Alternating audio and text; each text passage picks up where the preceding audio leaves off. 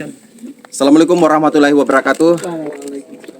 Jadi pada siang hari ini kami dari jajaran Polres Kuningan menyampaikan rilis terkait dengan penanganan tindak pidana illegal logging yang terjadi di Kabupaten Kuningan, khususnya yang berada di Taman Nasional Gunung Cermai.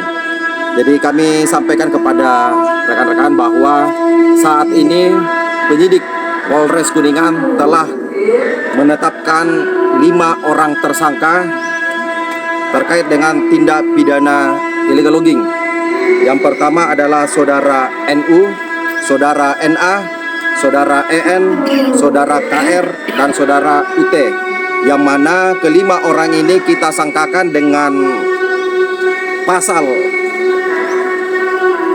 83 ayat 1 huruf A dan B Undang-Undang Republik Indonesia Nomor 6 Tahun 2003 tentang penetapan peraturan pemerintah pengganti Undang-Undang Nomor 2 Tahun 2022 tentang Cipta Karya dan Undang-Undang Nomor 18 Tahun 2013 tentang pencegahan dan pemberantasan kerusakan hutan, ya, di mana yang memenuhi unsur yaitu orang atau seperangan dengan sengaja memuat, membongkar, mengeluarkan, mengangkut, menguasai atau memiliki hasil penebangan di kawasan hutan tanpa izin.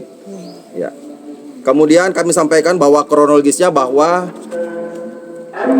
penyidik menerima laporan dari petugas dari Taman Nasional Gunung Cermai yang mana yang terjadi pada tanggal 12 Januari 2026. Kemudian kita melakukan pengembangan penyelidikan dan diketahui bahwa kelompok orang ini adalah tersangka ini diduga merupakan orang yang pernah melakukan tindak pidana pencurian yang tertangkap tangan oleh anggota Babinsa Pesawahan.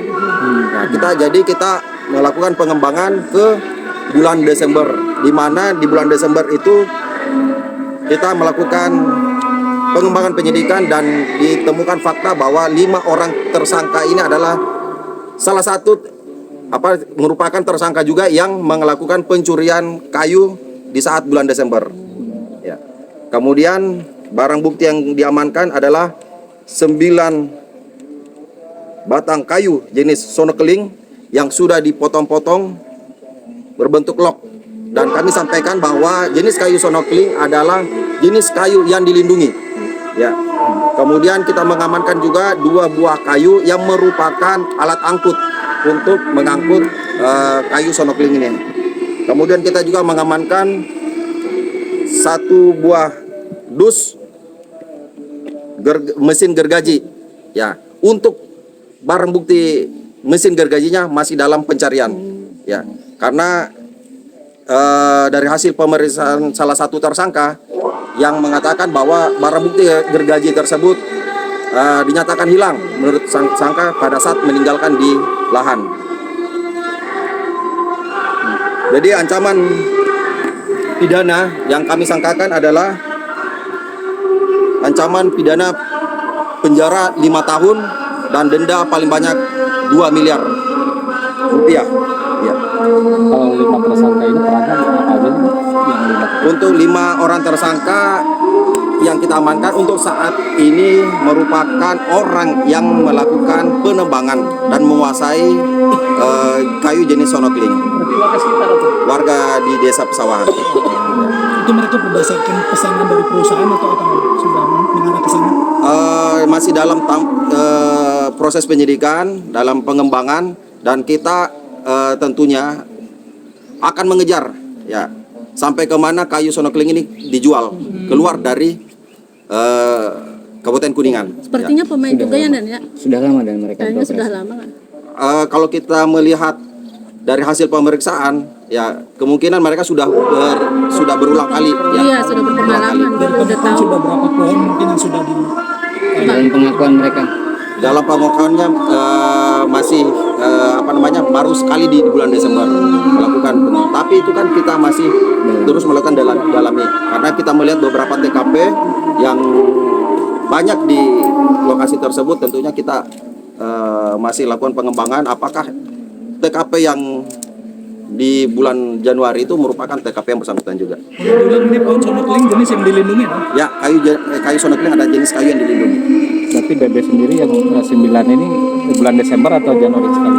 di Desember. Desember. Ya. Desember dan Januari atau Desember? Desember yang di bulan Desember. Desember aja. Ya. Berarti yang di Januari ini udah terungkap belum? Untuk yang bulan Januari masih dalam pengembangan. Berarti yang Termasuk pelaku Ya. yang bulan Januari kan? Berarti Ya, untuk yang bulan Januari kemungkinan adalah yang bersangkutan juga, tapi masih dalam pengembangan. oh, masih berkaitan ya Dan? Ya, masih berkaitan. Dan punten ini baru kali ini kita rilis tidak disertai tersangkanya. Ya. Itu bisa diberikan keterangan teman-teman. Ya, kita tentunya sebagai aparat penegak hukum kita memedomani KUHP yang baru, di mana kita melindungi asas praduga tak bersalah, yaitu di mana setiap orang sama kedudukannya di mata hukum sebelum ada putusan pengadilan. Nah, jadi untuk sementara, untuk saat ini KUHP mengatur seperti itu. Kasus seperti itu ya, Ya, semua. Ya, semua. Kecuali dalam hal DPO. Ya, DPO boleh kita umumkan karena untuk pengungkapan. untuk keenakan tersangkanya.